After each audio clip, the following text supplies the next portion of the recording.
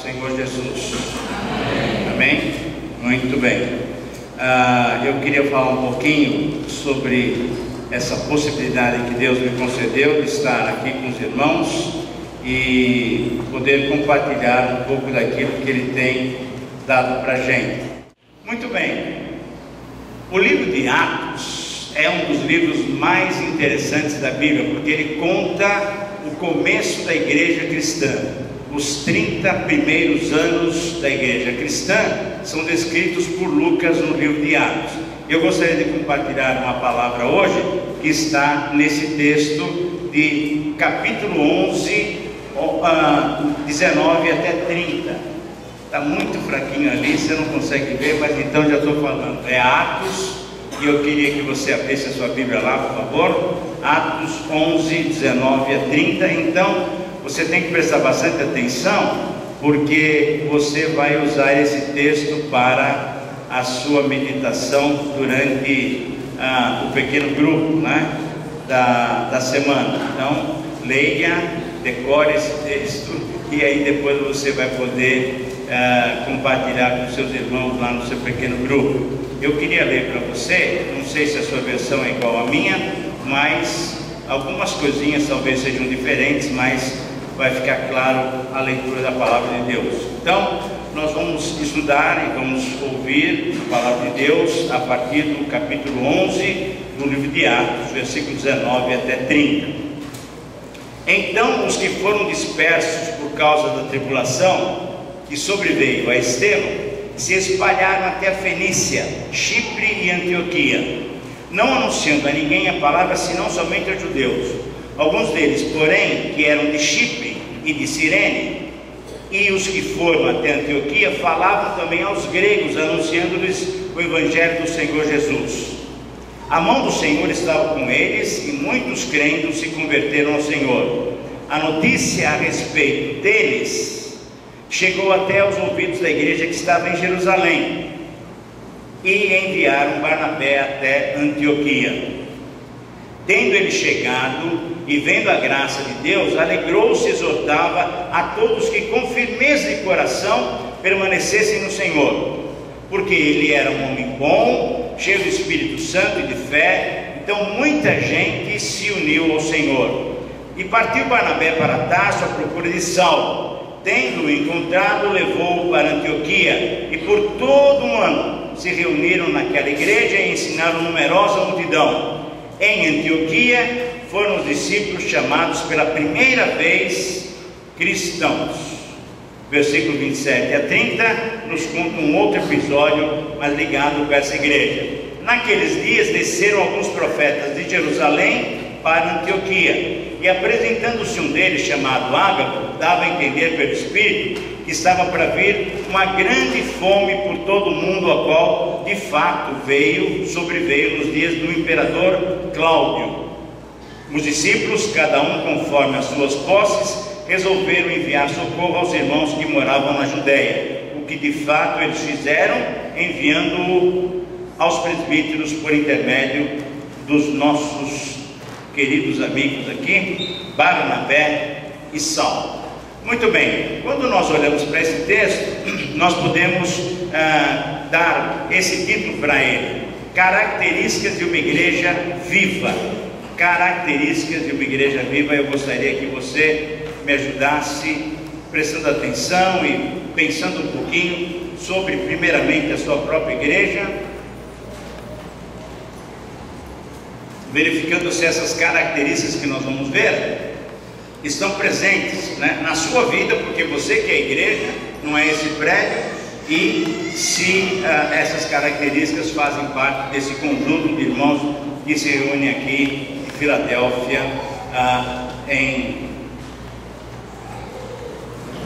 qual é a cidade aqui?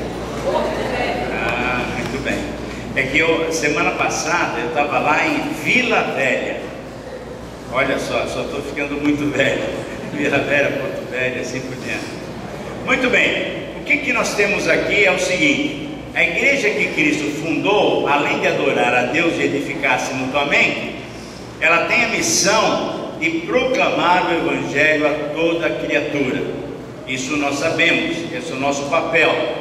E a partir daí, nós encontramos o relato no livro de Atos, daquilo que aconteceu lá no capítulo 8, versículo 4. Mas então, antes disso, eu queria que você me acompanhasse rapidamente numa história, para que você entendesse claramente o que está acontecendo. Isso é o ano mais ou menos 28, 27, 28, e o que aconteceu foi que o Senhor Jesus foi crucificado, ressuscitou e foi feito o quê? Glorificado. Muito bem, ele vai para o céu e ele e o Pai enviam para nós o Espírito Santo. Capítulo 2, versículos 1 a 4 mostram o quê? O início da igreja cristã, a partir da vinda do Espírito Santo. Até então, nós tínhamos seguidores de Jesus, mas a igreja de fato começa em Atos capítulo 2, com a vinda do Espírito Santo. Muito bem. E aí Lucas vai mostrando uma série de detalhes que aconteceram naqueles primeiros anos, tá? E aí o que você pode se lembrar é que logo no início Pedro e João vão ao templo ainda orar, porque está havendo uma transição de judaísmo para cristianismo, e eles vão no templo, e aí tem aquela possibilidade de abençoar aquele homem, aquele coxo, né? E aí então eles são pressionados pelas autoridades para não pregar mais no nome de Jesus. Eles dão um testemunho firme, dizendo que importa mais obedecer a Deus do que aos homens. Depois, continuando um pouquinho mais adiante, nós olhamos para o capítulo 5, para o capítulo 6. No capítulo 5 temos aquela história tão triste de gente que está dentro da igreja e que quer enganar a Deus, mas não consegue enganar, é isso? Então aquela história lá do Ananias e Safira, que você conhece bem. E aí no capítulo 6 temos um problema na igreja, que é o quê? As irmãs viúvas que não estavam recebendo a alimentação, que não estavam recebendo, entre aspas, né, a cesta básica que a igreja distribuía, porque elas tinham nascido fora da Palestina. Então você está vendo que a igreja está andando muito bem, mas ao mesmo tempo tem alguns problemas. No capítulo 2, 42 a 47, nós temos outras características da igreja, uma igreja que tinha tudo em comum, uma igreja que tinha temor e assim por diante. Muito bem. E aí Lucas vai contando a história, e chega no capítulo 6 e no capítulo 7, ele conta uma história muito triste, uma história bonita, mas ao mesmo tempo com um final triste. Qual é a história? A história de Estevão. No capítulo 6, o que acontece? Os discípulos, então, os apóstolos, dizem para a congregação: bom, já temos um problema aqui na divisão de alimentos, então escolham entre vocês o quê? 7 pessoas que possam nos ajudar nessa tarefa de distribuição. Eles escolhem, e aí o quê? Um deles é Estevão, tá certo? E esse homem então é um homem cheio de fé, um homem cheio de espírito e assim por diante. E ele é alguém destemido, pregador do evangelho, e ele vai enfrentar então alguns judeus que não creem que Jesus Cristo é o Cristo, que Jesus é o Messias. E aí há uma grande oposição a ele, e no fim, você sabe, logo no finalzinho do capítulo 7, acontece o quê? Ele é apedrejado, ele é morto. E agora eu quero que você faça uma gentileza para mim, olhe para o capítulo 8, para que você entenda então exatamente o contexto daquilo que Lucas está escrevendo aqui no capítulo 11. No capítulo 8, logo no primeiro versículo, temos essa frase: Saulo consentia com a sua morte. Esse Saulo, você sabe que depois vai se tornar o apóstolo Paulo. E aí eu vou ler do versículo 1 até o versículo 4. Naquele dia então levantou-se grande perseguição contra a igreja em Jerusalém, e todos, exceto os apóstolos, eles foram o quê? Dispersos pelas regiões da Judéia e Samaria. Alguns homens piedosos, porém, sepultaram Estevão e fizeram grande pranto sobre ele. Saulo, porém, olha só, ele não era convertido ainda, assolava a igreja entrando pelas casas e arrastando homens e mulheres para fazer o quê? Para colocá-los na prisão. Versículo 4: entretanto, enquanto isso, os que foram dispersos iam por toda parte pregando a palavra. Então nós temos uma igreja aqui que está sofrendo uma grande perseguição. Um dos seus líderes é apedrejado e na verdade a igreja é expulsa de Jerusalém. Veja só, eles foram dispersos, foram banidos da cidade. Nós não queremos mais que vocês falem nesse nome de Cristo aqui, de Jesus aqui. Vão para longe.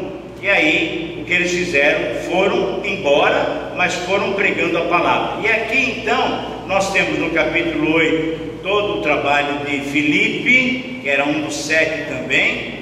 Depois nós temos no capítulo 9 a conversão desse Saulo, que se transforma depois em Paulo. E aí você vai olhando para o capítulo 10, você vai vendo então a experiência que Pedro tem com Cornélio. Você vê que Pedro tem uma missão muito especial lá em Jope. Enfim, nós temos vários relatos. E a partir daí nós encontramos o capítulo 11. No capítulo 11 nós encontramos o que? Pedro testemunhando para os irmãos de Jerusalém como é que foi aquela experiência da vinda daqueles lençóis, com os animais, para que ele pudesse entender que não há separação entre o que? Entre judeu e gentio. Deus vai mostrando para Pedro que agora o Evangelho é para todos nós. Não tem mais divisão, não tem mais separação, não tem mais acepção de pessoas. E Pedro então descreve essa defesa muito interessante no capítulo 11. E aí Lucas tira um pouquinho o foco de Pedro e mostra novamente aquilo que está acontecendo com aquele pessoal que foi expulso de Jerusalém. E exatamente nós chegamos no ponto em que nós vamos estudar o capítulo 11, versículo 19 até 30. Então, o que nós estamos olhando aqui é uma retomada daquilo que Lucas vinha falando lá no capítulo 8, versículo 4. Esse pessoal que foi expulso é que vai nos mostrar essas características dessa igreja viva. A igreja do Senhor Jesus Cristo, ela enfrenta lutas de todos os tipos, não tenha dúvida nenhuma. No capítulo 20 de Atos, nos versículos 28 a 30, Paulo recomenda atenção. Por quê? Porque nós somos atacados de várias maneiras. Pode ser de dentro da igreja para a própria igreja, pode ser de fora da igreja para a própria igreja. E aqui então nós precisamos entender claramente que a fé em Jesus Cristo é genuína e ela define pessoas, ela define posturas. E aí então nós encontramos pessoas que querem nos enganar, querem tomar vantagem sobre nós. Então elas vêm com várias artimanhas. Pessoas que se vestem o quê? De ovelhas, mas por dentro na verdade são lobos. E muitas vezes o que acontece é que de dentro da própria igreja nós temos gente que não tem uma doutrina sólida e aí começa a andar por caminhos errados. E o pior é que muita gente vai atrás desses. Então nós temos ataque de dentro da igreja contra a igreja e de fora da igreja contra a igreja. E o que nós vamos ver é que isso precisa ser muito, nós precisamos chamar muita atenção disso para a gente não ser enganado. Por exemplo, o que nós estamos vendo por aí na televisão, nos rádios, em várias outras comunidades, é muita gente pregando o evangelho que não é o verdadeiro evangelho. E nós precisamos tomar muito cuidado, precisamos estar bem firmados na nossa doutrina para não sermos enganados. E esses cristãos dispersos pela perseguição, eles não se abateram com essa situação, com a situação de serem o quê? Oprimidos, de serem expulsos de Jerusalém, de tentarem enganar, mas graças a Deus eles preservaram, mantiveram a sua fé. E aí, qual é a consequência? O mundo nos odeia como odiou o Senhor Jesus Cristo. então eles foram expulsos. Ao invés de eles ficarem reclamando, chorando, ai meu Deus, ninguém me ama, ninguém me quer, não, eles foram firmes. Eles aproveitaram a oportunidade que Deus lhes dava. E agora você vai falar, poxa, mas oportunidade através do que? De perseguição. Eles viram nessa perseguição, nesse deslocamento de Jerusalém para outras cidades, uma oportunidade de também comunicar o Evangelho a outras pessoas. E eles então foram pregando o Evangelho. Essa igreja, na verdade, estava demonstrando o quê? Que ela era uma igreja viva.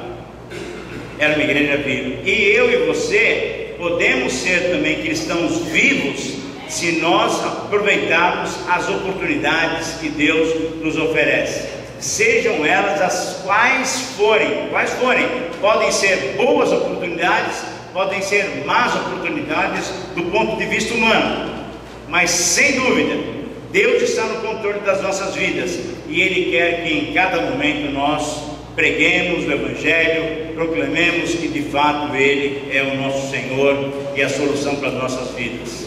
Saindo então de Jerusalém por causa da morte de Estevão, veja só, eles pregaram não só aos judeus, mas mostraram também, pregaram o Evangelho também para os gentios.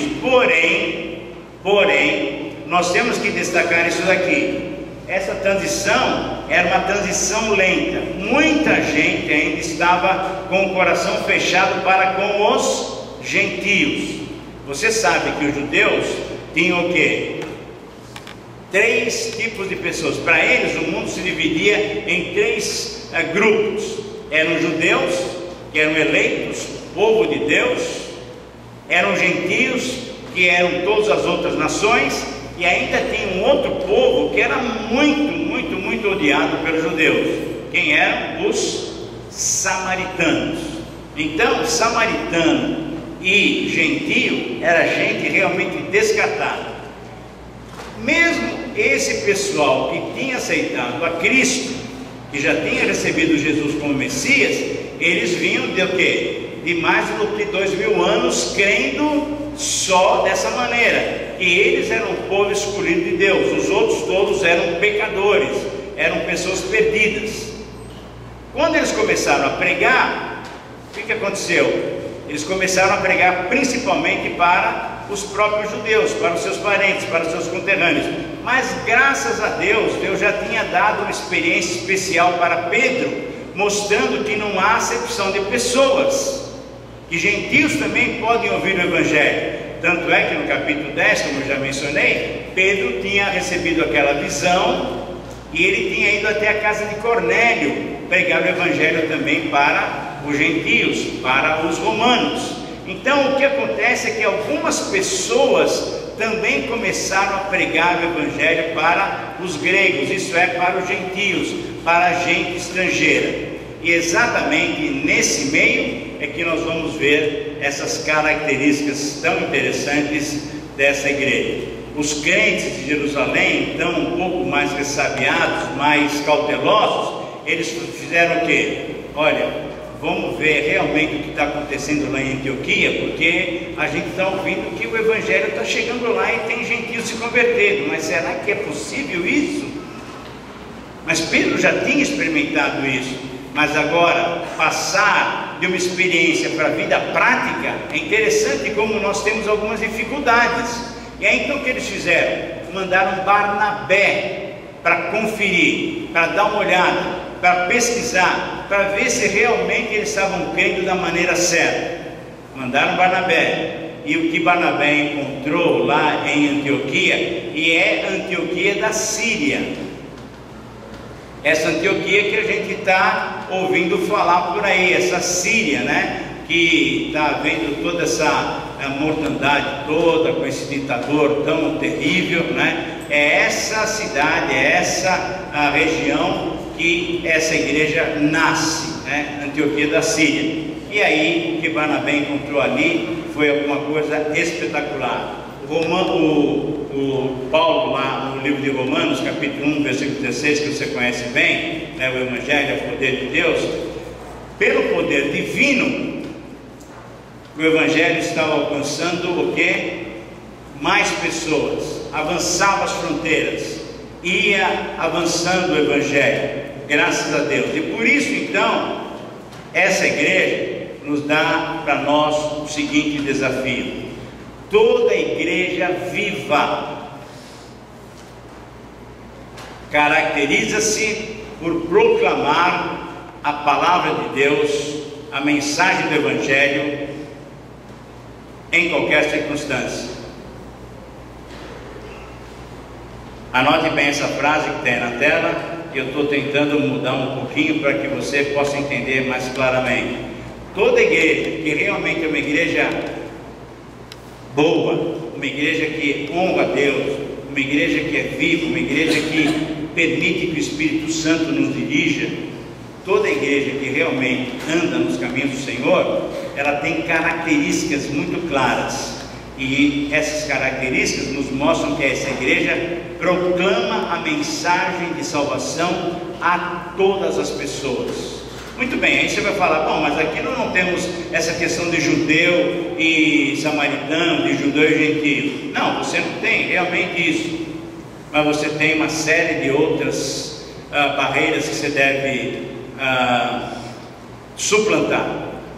Nós temos gente o quê? Drogada, temos gente que vive uma vida bem devassa, temos gente que tem uma ética completamente furada, né, que não é uma ética correta. Nós temos gente de todo tipo, né? E aí nós muitas vezes, queridos irmãos, com todo carinho eu posso dizer isso para vocês, que eu também sou pastor de igreja, muitas vezes nós nos acomodamos nessa nossa comunhão tão gostosa e ficamos curtindo a vida aqui numa boa. E nós encaramos aquelas outras pessoas que estão por aí como pessoas, são pecadores, né? Quando na verdade são pecadores tanto quanto nós, quando não temos o Senhor Jesus Cristo. Não tem pecado, pecadinho, pecadão, todos nós somos pecadores e carentes da graça de Deus. Portanto, não há dúvida nenhuma que o nosso dever é, sem fazer acepção de qualquer tipo de pessoas, proclamar o Evangelho. A igreja verdadeira, viva, é na verdade um lugar em que as pessoas perdidas devem receber acolhimento. Mas muitas vezes nós queremos evitar, não quero contato com esse daqui, que ele é muito ruim, é muito pecador, eu prefiro a comunhão dos irmãos. Sim, mas você deve se lembrar que um dia você estava do outro lado também. O que esses irmãos fizeram foram suplantar essas barreiras e proclamar o Evangelho de uma maneira especial. Então, quais são essas características? Primeira característica é que essa igreja viva se caracteriza por espalhar o Evangelho mesmo sob grande oposição, mesmo sob grande perseguição. E o que estava acontecendo lá, eu gostaria que você tentasse imaginar. Imagina você aqui, nessa cidade, Porto Velho, você que nasceu aqui, que você cresceu aqui, você tem o seu emprego aqui, seus filhos estão na escola aqui, e de uma hora para outra vem um decreto, vem uma ordem, e você como crente não pode ficar mais aqui. Imagina só essas famílias. Todo mundo tem que sair de casa, perder o emprego, os filhos estão sem estudo, sustento não tem mais, a casa que talvez tivesse demorado para comprar não tem mais, foram expulsos de Jerusalém. E aí, o negócio é sentar, chorar e falar: Deus, por que o Senhor está me dando essa aprovação? Não, eles fizeram o quê? Saíram, mas eles pensaram o seguinte: puxa, o que Deus está querendo fazer com a gente? O que a gente pode fazer por Deus? E eles simplesmente fizeram aquilo que Deus esperava. Fizeram o quê? Proclamar o Evangelho, primeiramente para os judeus, para os seus conterrâneos, mas vários deles que também tinham parentes em outras cidades, em outras regiões, eles também proclamaram o Evangelho para essas pessoas, além da nação judaica. Há uma clara disposição em aproveitar as oportunidades. Quais são as oportunidades que Deus tem te dado? Lá na escola, lá no serviço, na tua vizinhança. Quais são as oportunidades? Podem ser oportunidades difíceis até, ou podem ser até boas oportunidades. Você foi promovido, você ganhou um aumento, você mudou de casa, você está indo para uma outra cidade. O que está acontecendo na tua vida? Fique esperto, pense, pergunte para Deus: Pai, como é que o Senhor quer me usar nessa nova situação, ou nessa situação até difícil? Não perca a oportunidade de proclamar o Evangelho aonde Deus te colocou, porque sem dúvida nenhuma é Deus que está dirigindo as nossas vidas. E se Ele está fazendo isso, Ele te colocou aonde Ele acha que você pode ser útil. Seja então, por favor, um instrumento útil nas mãos de Deus. Os preconceitos não devem se tornar um empecilho, não devem se tornar uma barreira para você vencer. E nós temos agora no nosso país, e você sabe disso, né, uma sociedade cada vez mais liberal, né? Nós temos muita gente que está vindo com os vícios, com as práticas completamente antibíblicas, mas exatamente essas pessoas precisam de salvação. O Filho do Homem veio buscar e salvar quem? Os salvos, não é isso? Não, aquele que está perdido. Quanta gente agora com famílias destruídas, quanta gente, desculpe a expressão eu acho muito vulgar, mas vou ter que usar porque comunica bem, está saindo do armário. Que negócio de sair do armário, né? Mas tem muita gente agora assumindo uma postura completamente antibíblica, né? São homens, são mulheres. Esse pessoal precisa do Evangelho, gente. E nós estamos aqui, o nosso mundinho aqui é santo. Quem que vai lá fora ganhar esse pessoal? Quem que vai lá fora buscar os drogados? Eu sei que aqui em Porto Velho temos esse ministério da Cristolândia. Lá em São Paulo também eu dou aula para vários alunos que são missionários da Cristolândia. É uma bênção. Nós vamos resgatar esse povo. Esse povo é perdido. Então não podemos ser barreira com essas pessoas. Essas pessoas necessitam da salvação em Jesus Cristo, tanto quanto eu e você um dia precisamos também. Então graças a Deus, porque eu e você somos salvos. Mas tem muita gente lá fora que precisa alcançar também a salvação em Cristo Jesus. A pregação do Evangelho então vence e ultrapassa qualquer barreira. A primeira característica dessa igreja é que ela prega o Evangelho nas piores condições, em quaisquer condições, perseguição, se mandar embora de Jerusalém, enfim, uma igreja que realmente percebeu a oportunidade que Deus estava lhe dando e proclamou o Evangelho. Segunda característica dessa igreja é que ela expressa o poder de Deus. Uma igreja viva, ela comunica, ela transmite o poder de Deus. E esse versículo 21 é muito interessante, porque fala que a mão de Deus estava sobre eles. Isso é, quando nós tememos a Deus, quando há um sentido de temor a Deus aqui, quando nós estamos juntos, a boa mão de Deus permanece sobre nós. E eu achei muito gostosa essa prática que nós tivemos agora há pouco, e é difícil a gente ver isso em várias igrejas. Muitas igrejas são, desculpe a palavra, são travadas, né? Mas é tão gostoso quando a igreja mesmo sente que Deus pode fazer alguma coisa. E se Deus pode fazer alguma coisa, o que eu tenho que fazer? Tenho que pedir. E quando então veio esse povaréu todo aqui na frente, pedindo que Deus fosse misericordioso com ele, ou então agradecendo a Deus por alguma libertação, isso o que quer dizer? Isso quer dizer que a boa mão de Deus está sobre as nossas vidas. Quando nós tememos a Deus, quando nós levamos Deus a sério, nós oramos, nós pedimos, porque sabemos que Deus tem uma mão poderosa. E é isso que aquela igreja fazia. Ela experimentou exatamente isso. Eu leio para você novamente o versículo 21. A mão do Senhor estava sobre eles, e muitos, crendo, se converteram ao Senhor. Nós cremos, estamos orando. E aí, quando isso começa a acontecer no nosso meio, fatalmente a nossa vida transformada vai impactar as pessoas que estão lá fora.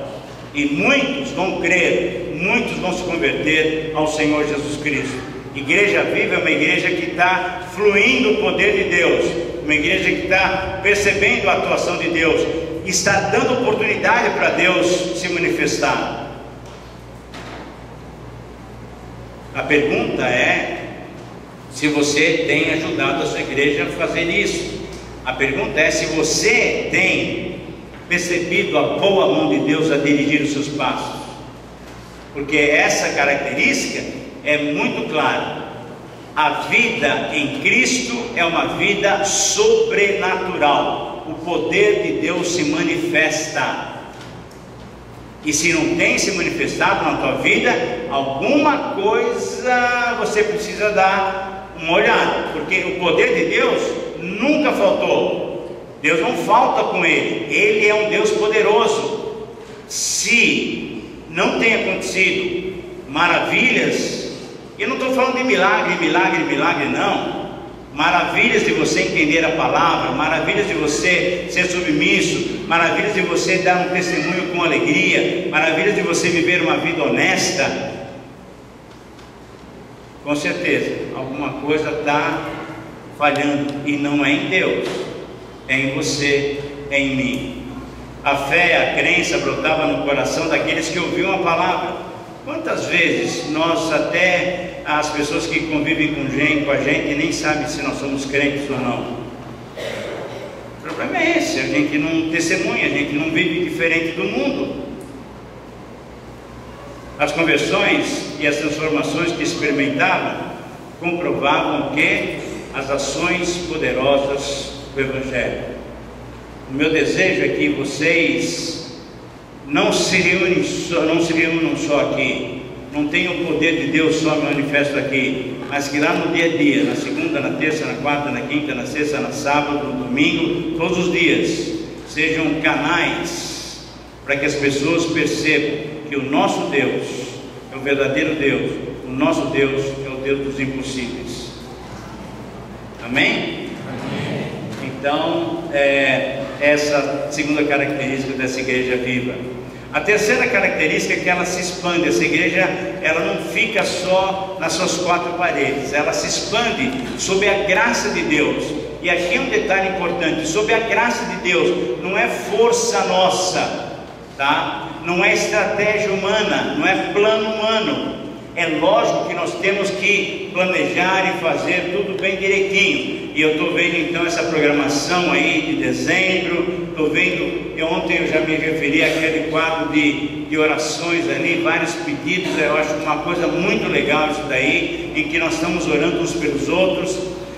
Mas por favor, lembre-se de que quem vai fazer tudo, quem vai nos dirigir, é a graça de Deus que está sobre nós. E quando nós damos espaço para Deus agir, com certeza a igreja se expande maravilhosamente.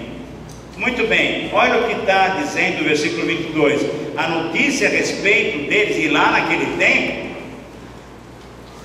não tinha internet, não tinha Sedex, não tinha fax, não tinha torpedo, não tinha Facebook. A notícia a respeito dessa igreja de Antioquia chegou aos ouvidos de Jerusalém, e a coisa foi tão impactante que o pessoal falou: olha, está acontecendo alguma coisa lá, vamos ver o que está acontecendo. E aí mandaram Barnabé para verificar. Agora, a vida de Barnabé é uma vida realmente especial, e seria um outro tipo de estudo muito interessante, porque nós percebemos que ele era alguém especial. Através do empenho dos novos irmãos, Barnabé chegou lá e viu que a graça de Deus estava dominando o ambiente. Através do encorajamento, a permanência do Senhor, Barnabé foi e deu uma palavra de estímulo. Eu queria que você, se você tiver a mesma tradução que a minha, eu queria que você fizesse uma pequena nota aí no versículo 23. Tendo ele chegado e vendo a graça de Deus, alegrou-se e exortava. Essa palavra exortação, no original grego, na verdade encorajava. Porque normalmente no português, nós falamos o seguinte: aquele irmão precisa ser exortado. Significa o quê? Vamos pegar no pé dele. Não é isso? Normalmente você entende exortação como uma necessidade de pegar no pé de alguém. Exortação bíblica não é isso, é encorajamento. É mostrar para aquela pessoa que ela precisa continuar firme. E o que Barnabé percebeu é que a igreja estava inundada da graça de Deus. Então o que ele fez? Pessoal, é isso daí, vamos lá, vamos continuar. Deus é maravilhoso. Então ele fez pregações, ensinou de uma maneira tal que o pessoal continuou mais firme. E olha só, ele se alegrou de tal maneira e encorajava que eles permanecessem no Senhor. E porque Ele é, e aqui vale a pena você olhar para a sua própria vida. Você é alguém com essas características de Barnabé?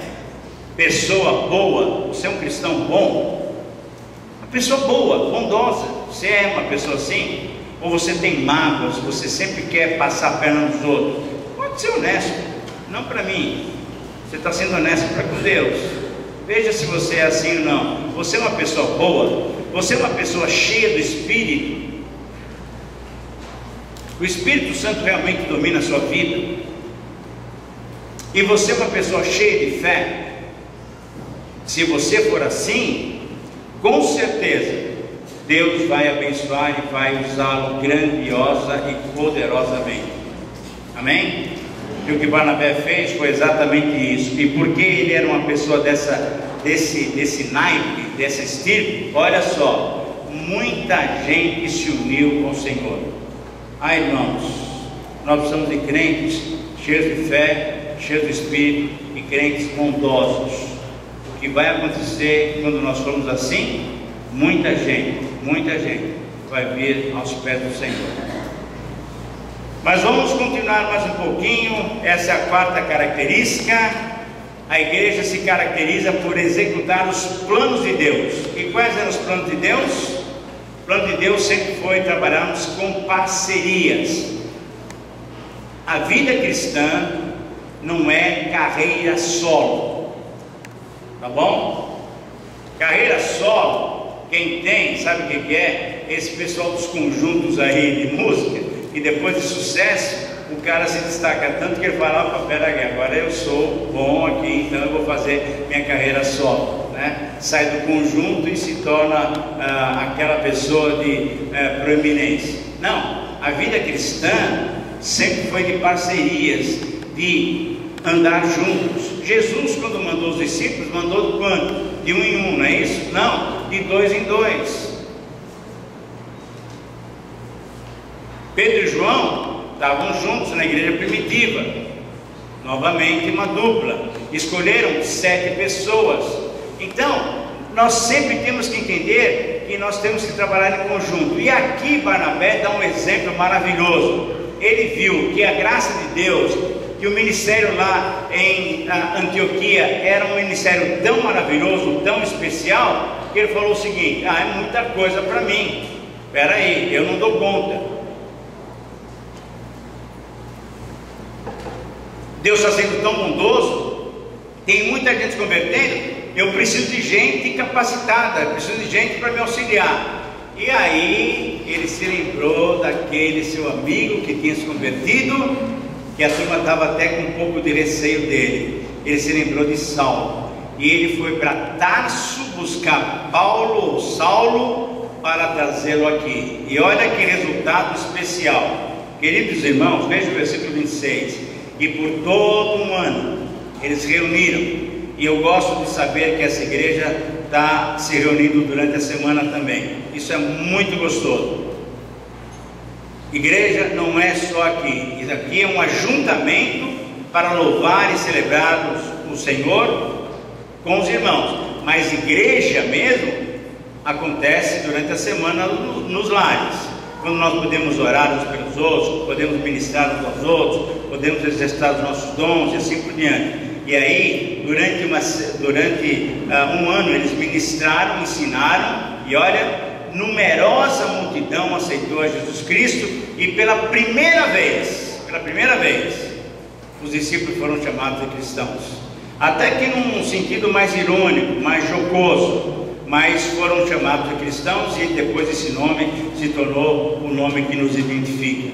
Isso por quê? Porque Deus estava percebendo que os seus planos estavam sendo cumpridos. Que planos? De trabalharmos em conjunto. Um dos grandes problemas das nossas igrejas é que nós temos nossos ministérios muitas vezes, temos as nossas atividades, e nós queremos nos destacar. Cuidado com isso. A igreja não é sua, não é minha, a igreja é de Deus. Portanto, esteja trabalhando em conjunto com os irmãos, para que a glória toda seja dada ao Senhor. Amém? Muito bem. Cristãos. Cristão significa o quê? Pessoas que servem a Cristo, pessoas que amam o Senhor, pessoas que são pequenos cristos. E uma das identificações do Senhor Jesus Cristo é o amor. Deus é amor, Jesus é amor. O mandamento novo é que vos ameis uns aos outros, assim como eu vos amei. E aí você percebe que realmente essa igreja é uma igreja cristã, porque ela se caracteriza pela prática do amor. E a prática do amor a gente vê nessa experiência dos versículos 27 a 30. Naquele tempo ainda, nós temos o que? Profetas, porque o tempo do Novo Testamento não está completo ainda, e profetas que vão nos ajudar então a perceber aquilo que está acontecendo. Esse homem, Ágabo, ele tem uma revelação de Deus e percebe que vai ter fome em todo o Império Romano. E a igreja de Jerusalém, queria que você prestasse bem atenção nisso. A igreja de Jerusalém é aquela igreja que logo no comecinho do livro de Atos fez o quê? Distribuiu todos os seus bens para todas as pessoas. Então muita gente que tinha uma certa posse ficou sem aquelas posses. Por quê? Porque eles deram. E chegou um tempo então que todo mundo estava nivelado, e nivelado infelizmente com um poder aquisitivo menor. Portanto, quando essa fome chegaria, muita gente de Jerusalém passaria grandes necessidades. O que o Ágabo fez? Foi para lá, viu que era uma igreja viva e falou: irmãos, vamos orar, só isso, vamos orar. E olha o que aconteceu. Ele não fez apelo, ele simplesmente compartilhou, e ele só falou: olha, eu estou percebendo, Deus está me avisando que vai ter grande fome no mundo todo. Os discípulos, isso é, os irmãos de Antioquia, cada um conforme as suas posses, resolveram enviar socorro aos irmãos que moravam na Judéia. Que coisa espetacular! Quando nós podemos com muita alegria contribuir, como nós fizemos agora há pouco, sabendo que esse dinheiro que a gente dá não é para a gente ganhar bênção de Deus, não é para a gente barganhar com Deus, não é para a gente mostrar que nós somos fiéis. Nós damos porque nós queremos que o reino de Deus se expanda. Nós damos porque nós sabemos que temos gente com necessidade. Nós damos porque isso é um ato de adoração. Pelo amor de Deus, queridos irmãos, ao contribuir, estejam em espírito de adoração. Senhor, eu quero demonstrar que eu amo o Senhor de tal maneira que eu vou dar parte daquilo que o Senhor tem me dado, para que a tua obra continue. E o que aconteceu foi exatamente isso. Eles deram, provaram fielmente que eles eram cristãos, que eles amavam. Uma característica do cristão é que eles amam, eles se amam. Nós amamos, e amor é dar. Amor é dar e não receber. Então essa história do mundo que fala-se aí entre os namorados, né? Ai, prova que você me ama, né? E vem e fica comigo. Não, prova que você me ama como? Eu provo que eu te amo e quero ver você feliz. Mas o mundo inverteu isso. Prova que você me ama e me faça feliz. Está errado isso. Isso não é amor cristão. Isso é amor egoísta. Amor cristão é eu quero dar alguma coisa para você ser abençoado, para você ser feliz. O cristianismo é coisa séria, não é não? Mas vale a pena. Vale a pena. Vamos terminar. E a conclusão é a seguinte: o que é que nós temos feito para que a nossa igreja apresente essas características? Jesus disse certa vez que se formos fiéis no pouco, sobre o muito Ele nos colocará. Estamos dispostos a partilhar o nosso ministério com outros irmãos, que Deus pode ter até dado maior capacitação para ele? Ou nós queremos, o nosso grupo aqui é nosso grupo, ninguém entra, né? O meu ministério, minha casa escola dominical, o meu trabalho com as senhoras aqui é meu e tal, ninguém mexe. Não, será que a gente não tem essa possibilidade de trazer pessoas para também nos ajudar? Só quando proclamamos o Evangelho e aproveitamos todas as oportunidades é que nós seremos uma igreja viva. Que as características dessa igreja possam fazer o mundo nos identificar como cristãos. Quando eles viveram dessa maneira, a turma começou a falar: puxa, quem é esse pessoal aqui? O pessoal de Antioquia quem é esse pessoal? Esses caras só falam um tal de Cristo, esses caras são os cristãos. Que bênção, quando o mundo pode olhar para nós e falar: olha, esse pessoal é meio pancada mesmo, esse pessoal é cristão. Oh, que bênção essa identificação. Que Deus nos abençoe e que Deus possa fazer de todos nós vivos, uma comunidade viva, e possa mostrar aqui para Porto Velho que aqui tem um grupo de gente que ama